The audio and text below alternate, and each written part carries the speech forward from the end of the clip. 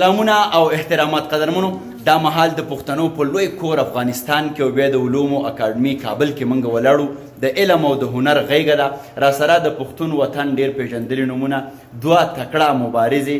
مېرمنې را سره هم دي او دغسې زمونږ یو کتي پتي یار موږ سره هم دی او دوی ولاړ دي تا سره ډال په لاس کې ده دا وخت کسري او ما سره چې کوم دی توره په لاس کې ده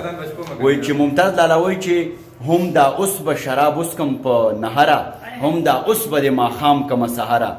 او څه حیران حیران راګورې آهنګره راته جوړه که شپېلۍ له دې خنجره نو د دې نه به موږ شپېلۍ جوړو ناڅاپي مشاعرې ته دوام ورکوه اول به زه یو څو شعرونه ووایم او بیا راته تاسو ووایئ صحیح ده شعرونه واورئ وایي چې کړم یې غدار نوکري نه کومه او د دې سرکار نوکري نه کومه چې زما سوچ پکې قیدي قیدي وي والله د پلار نوکري نه کومه او په یارانه کې تکلف لکومې زه مې د یار نوکري نه کومه له پېښوره نیغ کابل ته ځمه د تور شکمار نوکري نه کومه او افغانه ستا نوکري سر په سترګو خو د اغیار نوکري نه کومه ډېره محترم کلثوم زیب څوک چې کتابونو هم لري چا چې ډېر لوی تخلیق کړی دی تاسو را سره خپل کلام شریک کړئ زه خو به صرف د دواړو طرفونو پښتنو ته یو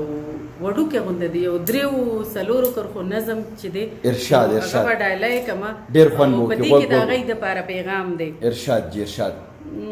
نو څه به وشي نو څه به وشي نو څه به وشي بس دومره چې جدا به شو نو څه به وشي بس دومره چې جدا به شو لکه د ګل نه چې رنګ یا د بدن ساونه واه واه لکه د ګل نه څه به وشي بس دومره چې جدا به شو لکه د ګل نه چې رنګ یا د بدن ساونه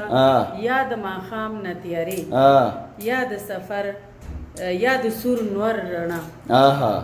یا د بدن ساونه یا د ماښام نه تیارې یا د سور نور رڼا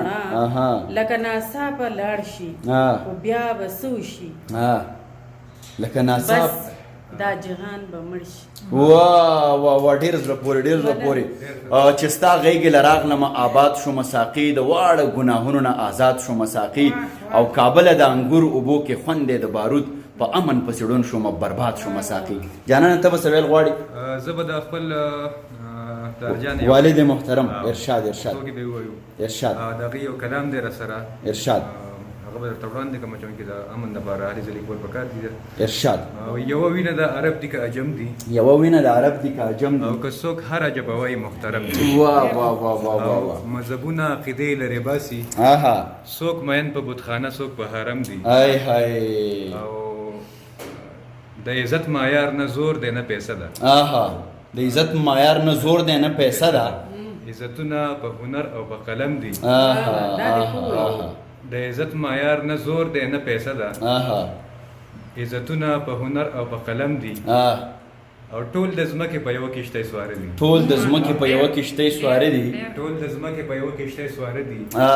خدای ډوب نشي مین په ایټم بم دي ډېر ښه ډېر ډېر ښه د ځنګل د ځناورو نوم بدنام دي خطرناک په کائنات کې بني آدم دي واه واه آخري مقطع دی چې ارشاد دنیا دریم عالمي جنگ په لګام اخلي دنیا دریم عالمي جنگ په لګام اخلي او طالب جانه د احساس ملګري کم دي واه واه واه واه واه چې ښځه شوه نو قید شوه د خاوند د شک نظر کې چې پیغله وه نو مور به یې بیداره ګرځېدله زیبا فریدي را سره ولاړه ده زیبا څه به را شریکې په دغه څوک مینوال چې مونږ په دغه وخت ویني چې مونږ په پاک افغان کې یو دلته خپل کور ته راغلي هغوی ته سلامونه وړاندې کوم خوشحاله اوسې ما افغان کډوال چې زموږ له کلي تلل د وطن نو ما یو سندره لیکلې وه د هغې پسې وړاندې د هغوی وایم چې ارشاد زه کابل ته ځم ګرانه زه کابل ته ځم ګرانه کډې به روم ګرانه زه کابل ته ځم ګرانه کډې به روم ګرانه هېر به ته له مانه شي تا به یادوم ګرانه د غزل یو درې شعرونه به ته ویم چې ارشاد ارشاد ودرېږي نه په یوه سازي په تلوار تېرېږي ودرېږي نه په یوه سازي په تلوار تېرېږي د ارمانونو قافلې چې په دې لار تېرېږي ای های وخانده زر کوه موسکۍ شه چې سپرلی وخاندي واه واه واه ښه مې سره ده وخانده زر شه وخانده زر کوه موسکۍ شه چې سپرلی وخاندي ته چې خفه یې مرور رانه بهار تېرېږي واه واه واه واه مننه او ما سره ویره ده قسم دی چېرته ونه سوځم ما سره ویره ده قسم دی چېرته ونه سوځم زما په خوا کې چې زما خپل دلدار تېرېږي ای های ای های ای های ډېر ښه مننه او او بس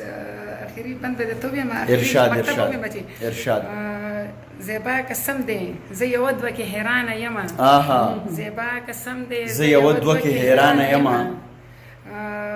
نه په اقرار باندې راځي نه په انکار تیریږي واه قدرمنو دا زمونږ ناڅاپي مشاعره وه د بشر صاحب په دغه دوه شعرونو باندې ختمومه چې مانه د کابل ګلونه مه غواړه وینې وینې خاورې به راټولې کړم او خدای به مې سپرلی په وطن راولي سپینې سپینې واورې به راټولې کړم ناڅاپي مشاعره پای ته رسي ښاد آباد او بریالي اوسئ.